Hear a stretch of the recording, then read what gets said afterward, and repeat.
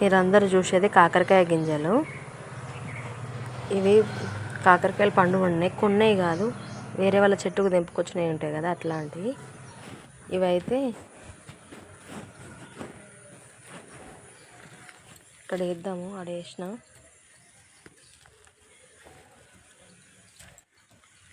ఇంతసేపు కాకరకాయ పండు పండితే ఇక్కడ వేసినాయి కదా,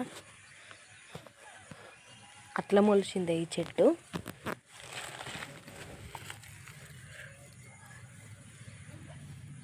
ఇవి అదే పెంటగడ్డ, ఇది చెట్టు, కాకరకాయ చెట్టు.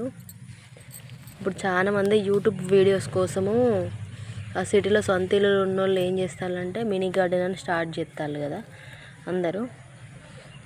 ఆ కోకపీటు, తొక్కల పీటు అవి ఇవన్నీ ఆర్డర్ పెడతారు, అవి మనకు ప్రమోషన్ లాగా చేస్తారు.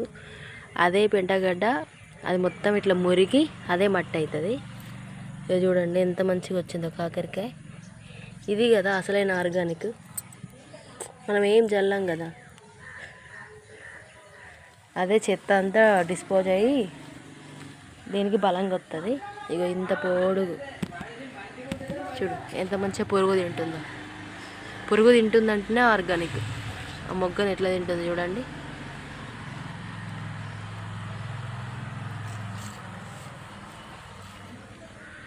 ఈ కాయలు కాసే వరకు అయితే ఉండనియ్యాయి, ఎందుకంటే కోతులు ఖరాబ్ చేస్తాయి. అవి తినకుండా కూడా ఖరాబ్ చేస్తాయి. ఇక ఆల్రెడీ ఖరాబ్ చేసినాయి చూడండి, చిన్న చిన్న మొక్కలు. ఇంకా ఒక టమాటా చెట్టు కాస్తుంది, ఇదే ఇంట్లో కాస్తుందో చూడాలి.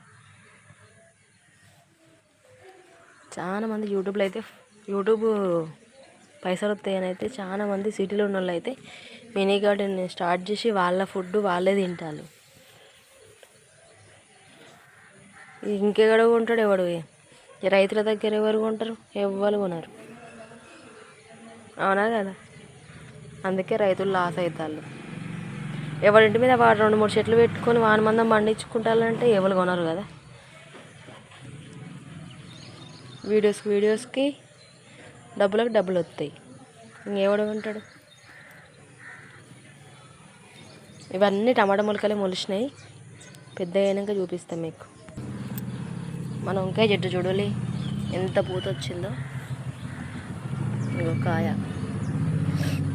దీనికి కూడా పురుగు పట్టింది, కాకపోతే 2-3 ఒక్కలు అయితే పనికొస్తాయి. ఇగో ఇదే